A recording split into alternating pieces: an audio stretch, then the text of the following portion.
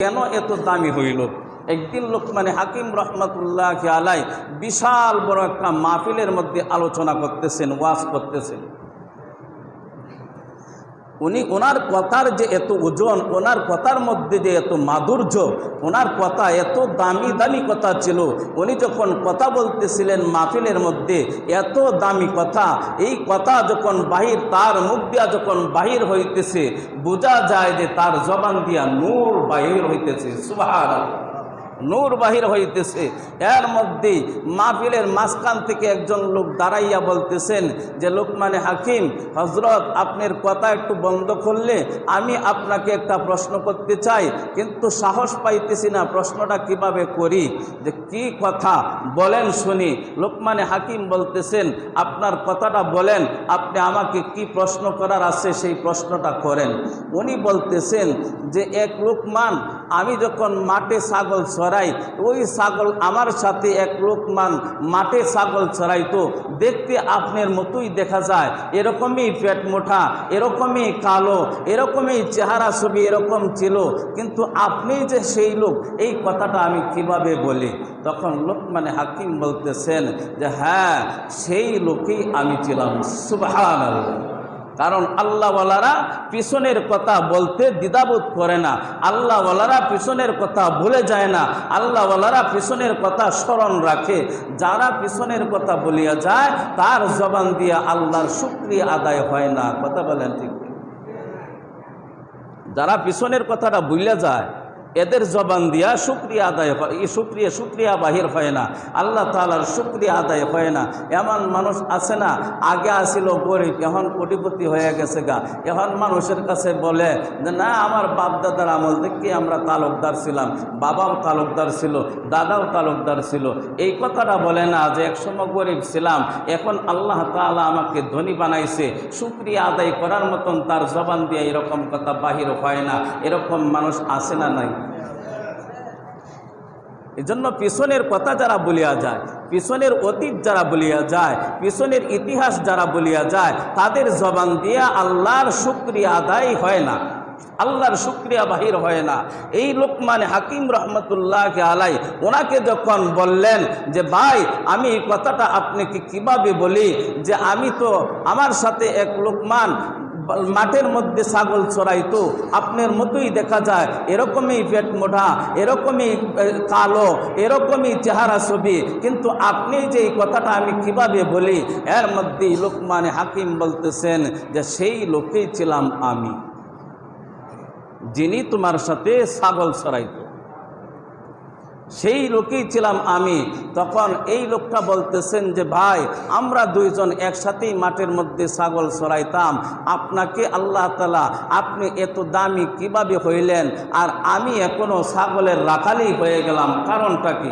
এই বেশকমটা কিভাবে হইল, এই ব্যবধানটা কিভাবে হইল? এর মধ্যে লোকমানে হাকিম রহমতুল্লাহ আলাই বলতেছেন, এর বেশকমটার মধ্যে একটা কারণ আছে, কিছু গুণ আছে, সেই গুণগুলো আমি অর্জন করেছি। সেই গুণ যদি তুমিও অর্জন করিতে পারো, তাহলে তোমাকেও আল্লাহ তাআলা দুনিয়া এবং আখিরাত দুনো জাহানে তোমাকেও সম্মানিত করবেন। সুবহানাল্লাহ। সেই গুণগুলো আমাদের দরকার আছে না নাই? আমরাও দুনিয়া এবং আখিরাত দুনো জাহানে সম্মানিত হইতে চাই কিনা? কি দুনো জাহানে, দুনিয়াতেও সম্মানিত হইতে চাই, আখিরাতেও সম্মানিত হইতে চাই। আর লোকমানে হাকিম রহমতুল্লাহ আলাই বললেন, এই গুণগুলো কি? এই গুণ হইল 9টা। গুণ কয়টা? গুণ কয়টা? গুণ হইল 9টা। এই 9টা গুণ যদি তুমিও অর্জন করতে পারো, তাহলে তুমিও দুনিয়া এবং আখিরাত দুনো জাহানে তুমি দামি হয়ে যাইবা, এই 9 গুণে গুণান্বিত হওয়ার কারণে। তো এই 9 গুণের মধ্যে এই 9টা গুণ আমাদের জানার দরকার আছে না নাই? দরকার আছে। তা আমি একটা একটা করে বলতে থাকি, একদিনে বলে শেষ করা যাবে না। আবার এক একটা গুণের আলোচনা যদি করা হয়, এক এক জুম্মা চলে যাবে যদি পুরাপুরি আলোচনা করি। তো এই 9 নাম্বার গুণের মধ্যে প্রথম নাম্বার গুণ, 1 নাম্বার গুণ বললেন লোকমানে হাকিম, তাকে নসিহত করতেছেন, তুমি যখন দুনিয়ার মধ্যে চলাফেরা করবা, তখন তোমার চোখ নজর নিচের দিকে রাখবা। দৃষ্টি শক্তি তুমি নিচের দিকে রাখবা। কেন? এটা আল্লাহ বলেছেন, কুল্লিল মুমিনিনা ইয়াগুদ্দু মিন আবসারিহিম।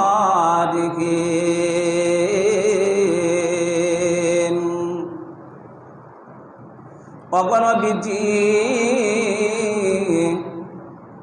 আপনার মমিন উম্মতদেরকে বলিয়া দেন, মমিন পুরুষদেরকে বলিয়া দেন, এদের দৃষ্টি চক্ষু যেন নিচের দিকে রাখে।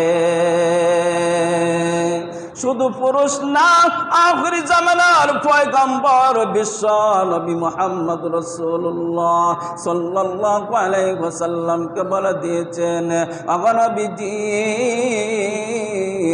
মুমিন নারীদেরকেও আপনি বলিয়া দেন, এদের চোখের দৃষ্টি শক্তি যেন নিচের দিকে রাখে।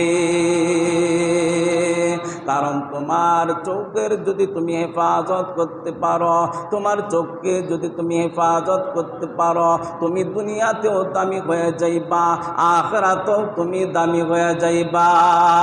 যদি চোখের নজর যদি তোমার ঠিক না থাকে গো, তাহলে মহল্লার মানুষ তোমাকে পছন্দ করবে না, বলবে তার নজর বালা না।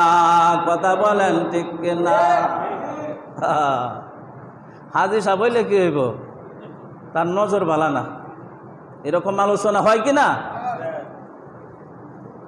এই জন্য আল্লাহ তাআলা বলে দিয়েছেন, কুল্লিল মুমিনিনা ইয়াগুদ্দু মিন আবসারিহিম। চোখের নজর গুলা নিচের দিকে রাখো, তাহলে তুমি দুনিয়ার মানুষের কাছে তুমি দামি হয়ে যাইবা, আমি রব্বুল আলামিনের কাছেও তুমি দামি হয়ে যাইবা। চোখের নজর যদি তুমি হেফাজত করতে না পারো, তোমার স্ত্রীর কাছেও তুমি ভালো হইতে পারবা না। কথা বলেন ঠিক কিনা? স্ত্রীর কাছেও তুমি ভালো হইতে পারবে না, কারণ স্ত্রীও বলবে যে তোমার চোখের নজর ভালো না। এই জন্য আল্লাহ তাআলা বলে দিয়েছেন, চোখের নজর হেফাজতে রাখবা। লোকমানে হাকিম রহমতুল্লাহ আলাইহি সাথী ভাইকে বলতেছেন, সাথী ভাইকে নসিহত করতেছেন যে ভাই, 9 গুণের মধ্যে 1 নাম্বার গুণ হইল চোখকে তুমি হেফাজত করবা, চোখের নজরকে তুমি হেফাজত করবা, তাহলে তুমি দুনিয়াতেও দামি হইতে পারবা, আখিরাতেও তুমি দামি হইতে পারবা। 1 নাম্বার গেল, 2 নাম্বার হইল 2 নাম্বার গুণ। লোকমান হাকিম রহমতুল্লাহ আলাইহি নসিহত করতেছেন, 2 নাম্বার গুণ হইল তোমার জবানের হেফাজত করবা। কিসের হেফাজত? জবানের হেফাজত করবা। জবানকে যদি তুমি হেফাজত করতে পারো, তাহলে তুমি দুনিয়াবাসীর কাছেও দামি হইবা, আখিরাতেও তুমি দামি হয়ে যাইবা। জবানের হেফাজত নাই, তুমি বড় আলেম হইলেও তোমার কোনো দাম নাই। কথা বলেন ঠিক কিনা? আলেম হইলে কি বেটা, জবানের দাম নাই, ঠিক না? হাজি সাহেব হইলে লাভ নাই, জবানের ঠিক নাই। এই জন্য আল্লাহ নবী নসিহত করতেছেন, জবান 2 নাম্বার হইল তুমি জবানকে হেফাজত করবা। জবানকে যদি তুমি হেফাজত করতে পারো, দুনিয়ার মানুষের কাছেও তুমি ভালো হয়ে যাইবা, মহান রব্বুল আলামিনকেও তুমি বা তোমার মহান রব্বুল আলামিনের কাছেও তুমি ভালো হইয়া যাইবা।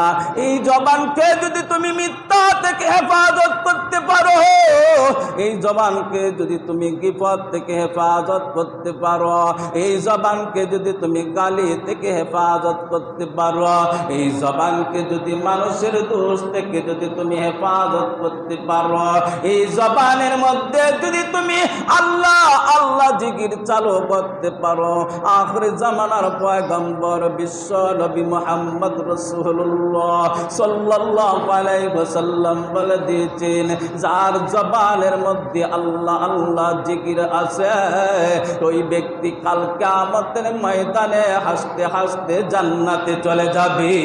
সুবহানাল্লাহ। এই জন্য লোকমান হাকিম রহমাতুল্লাহ আলাইহি বললেন 2 নাম্বার হইল জবানের হেফাজত করবা।